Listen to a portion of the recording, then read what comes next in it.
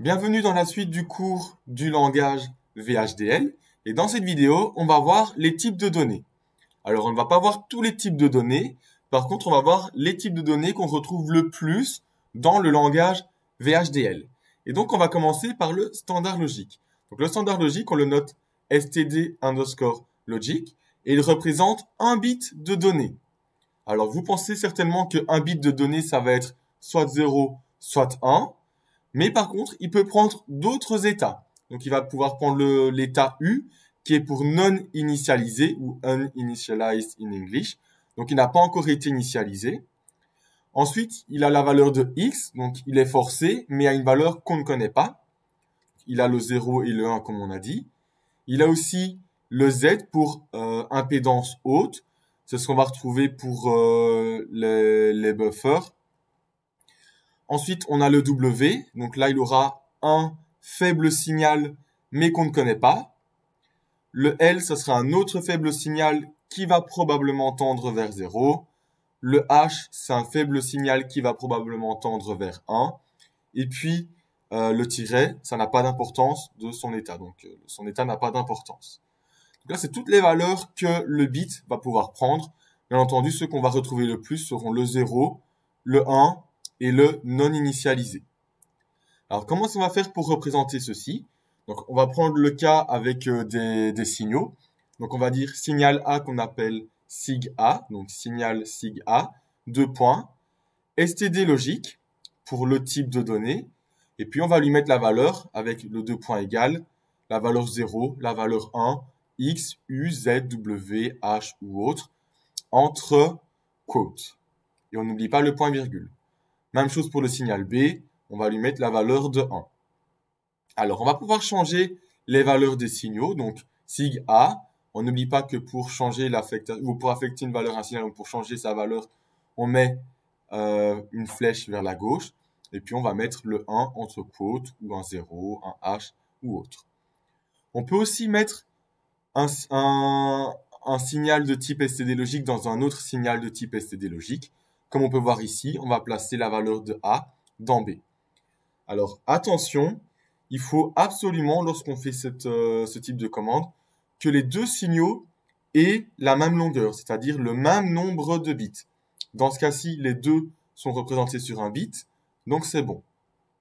Alors, on va maintenant regarder au standard logic vector, qu'on représente par un std_logic_vector, où là, ça va être un tableau de standard logique. Donc, on va avoir plusieurs bits qui vont former le vecteur. Alors, on va mettre entre parenthèses la taille du vecteur en introduisant le point de départ, donc le bit tout à gauche, down2 et le bit de fin qui en général est 0. Alors, on peut voir ici qu'on a un 5 down2 0, ça veut dire qu'on va avoir un vecteur de 6 bits. 5, 4, 3, 2, 1 et 0. Alors, si on souhaite attribuer une valeur à un bit, on va utiliser le double quote, donc les guillemets.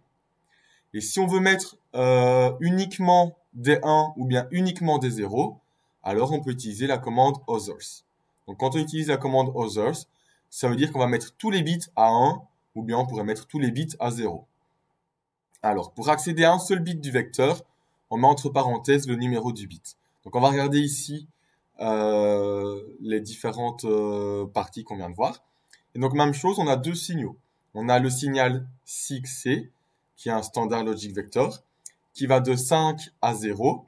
Donc ça sera 5, 4, 3, 2, 1, 0. Et on lui attribue la valeur, dans un double quote, de 0, 0, 0, 0, 0, 0. On n'oublie pas le point virgule. Ensuite, pour le signal sigd, ça sera un std_logic_vector de 5 down to 0. Et là, on va lui mettre comme valeur others, flèche, que des 1. On aurait pu mettre que des 0. Ensuite, ici, qu'est-ce qu'on fait? On veut mettre le signal D dans C. Même chose que tout à l'heure, ils doivent avoir le même nombre de bits. Dans ce cas-ci, ils ont 6 bits, donc c'est bon. Et puis, dans la dernière commande, ici, qu'est-ce qu'on fait? On va mettre le bit numéro 1 du signal D dans le bit numéro 3 du signal C. Et donc, la particularité ici avec le standard logique vecteur, c'est qu'on ne peut pas effectuer des opérations mathématiques. Donc, on ne peut pas faire des plus, des fois, diviser, etc. Alors, si vous souhaitez faire des opérations mathématiques, on va devoir passer en données de type unsigned et signed. Alors, on va commencer par les données de type unsigned, qui sont des données non signées. Donc, elles sont semblables au standard logique vecteur, si ce n'est qu'on peut faire en plus des opérations mathématiques ou des opérations de comparaison. Alors, il est utilisé pour représenter des nombres positifs uniquement. Voici les non signés. Donc, on aura simplement des nombres positifs. Et l'initialisation de la valeur se fait avec un double quote également, donc des guillemets. Alors ici, qu'est-ce qu'on va avoir? On va avoir le signal sig E de type unsigned qui va aller de 3 à 0. Donc, il aura 4 bits, 3, 2, 1 et 0. Et là, on va lui mettre que des 1. Donc, on lui dit others avec que des 1. Ça veut dire que sa valeur, ça sera 15. Ensuite, on a un deuxième signal, sig F, toujours non signé, toujours sur 4 bits. Et lui, on lui met la valeur de 0, 0, 1, 0, ce qui fait qu'il aura la valeur de 2. Alors, dans la ligne 4, qu'est-ce qu'on fait? On remplace le signal sig E par que des 0. Donc, on met que des 0 dans tous les bits du signal sig E. Donc, sa valeur ne sera plus 15, mais 0. Et ce qu'on va mettre ensuite dans le sig E, c'est la valeur de sig F plus 1. Ça veut dire qu'on aura 3. Donc, on aura 0, 0, 1, 1 dans le signal sig E. Pour les valeurs signées, elles seront utilisées pour représenter des données positives et négatives, mais en complément à deux, comme on a vu dans une vidéo précédente. Alors, même chose ici, on pourra utiliser les commandes pour les opérations mathématiques ou de comparaison. Et là, on va regarder avec deux signaux. Donc, on va avoir le signal sig-G, qui est un signal signed, de 3 down to 0, donc 3, 2, 1, 0. Et on lui met que des 1, donc others, avec que des 1. Ce qui veut dire qu'on aura un chiffre négatif. Ensuite, pour le signal sig-H, on aura sign, 3 down to 0. Là, on va lui mettre la valeur de 1, 0, 1, 1. Et même chose, le premier chiffre, c'est un 1, donc on aura une valeur négative. On aura moins 5. Alors, pour le sig-G, on peut remplacer tous les 1 par des 0. Donc, on va lui mettre others avec que des 0. Et puis, pour le sig-H, on peut dire, pour le sig-H, ça va être sig-G moins 1, ce qui fait qu'on aura 1, 1, 1, 1. Donc, on aura la valeur de moins 1. On va maintenant passer aux valeurs entières, donc integer. Par défaut, si on ne précise pas le range, l'entier sera représenté sur 32 bits. Donc, il va couvrir cette plage-ci, donc de cette valeur-là à cette valeur-là. Il n'y a pas besoin, lors de l'assignement, de mettre des quotes ou des double quotes. Et on peut faire des opérations mathématiques et des opérations de comparaison. Alors, pour définir la taille de l'entier, on va utiliser un range to. Range, premier chiffre, to, deuxième chiffre. Donc là, on va avoir deux signaux. On va avoir le signal sig-i, qui est un entier. On lui met la valeur de 0.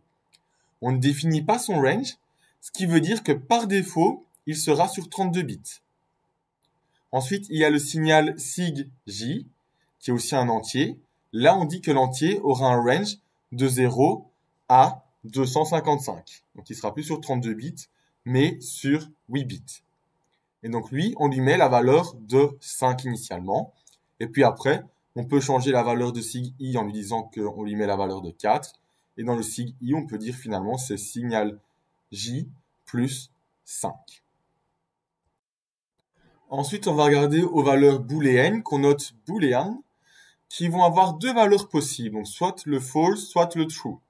Alors, on va avoir le signal sig k qui va être un booléen. On n'a pas encore initialisé sa valeur, donc on l'a juste déclaré, mais il n'a pas encore de valeur. Puis après, on a le signal L, donc sig L, qui sera un booléen. Lui, on lui met la valeur de false. Là, même chose, on n'a pas besoin de mettre des quotes ou double quotes. Après, on va dire que le signal K, c'est un true. Et puis finalement, on va mettre le signal L, on va mettre la valeur de signal K dans le signal L. Alors en général, les booléens, c'est utilisé pour faire des comparaisons. Donc AND, OR, etc. On termine avec les valeurs réelles, qu'on va noter real en anglais, qui seront en fait des valeurs réelles comprises dans cette plage-là.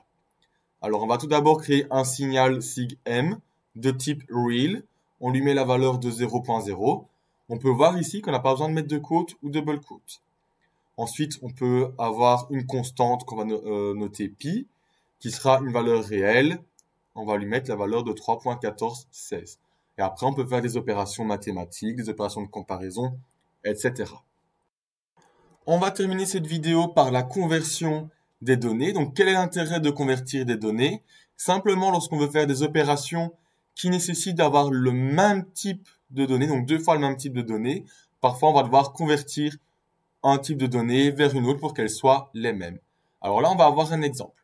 Donc on a 2 signaux, le signal R qui est un standard logique vecteur de 3 à 0 et qui a cette valeur-ci, donc 0, 0, 1, 0, et le signal S qui lui est une valeur signée de 3 à 0 avec la valeur initiale de 0, 1, 0, 1. Et ce qu'on veut faire, c'est mettre la valeur du standard logique vecteur dans le signal S. Donc on va mettre le R dans le S. Et donc ce qu'on va faire, c'est d'abord convertir le signal R en valeur signée et puis on va mettre le signal R dans S. Donc ici, qu'est-ce qu'on fait à la ligne 4? On convertit le signal R en signal signé et après on place la valeur dans S. Et donc ici, il y a un tableau qui reprend les différentes fonctions de conversion. Donc on peut convertir en entier en mettant en argument soit un standard logique vecteur, une valeur signée ou non signée, ce qui va nous ressortir une valeur entière. Ensuite, on peut convertir en non signé. Donc en argument, on a le standard logique, une valeur signée, non signée ou un entier. Et donc, on doit aussi préciser, ou en tout cas, on peut préciser la taille. Et donc, la taille, ça va être quoi? Ça va être le nombre de bits du résultat final. Donc, on va pouvoir, par exemple, réduire des bits, augmenter la taille de bits, etc. Donc, ça va nous sortir un non signé. Ensuite, on peut faire la même chose, mais en signé. C'est exactement la même chose que le non signé. Et puis, on peut faire la même chose avec le standard logique vecteur, ce qui va nous sortir un standard logique vecteur. Donc c'est tout pour cette vidéo. Dans la prochaine vidéo, on va voir les différents opérateurs qui sont traités en VHDL.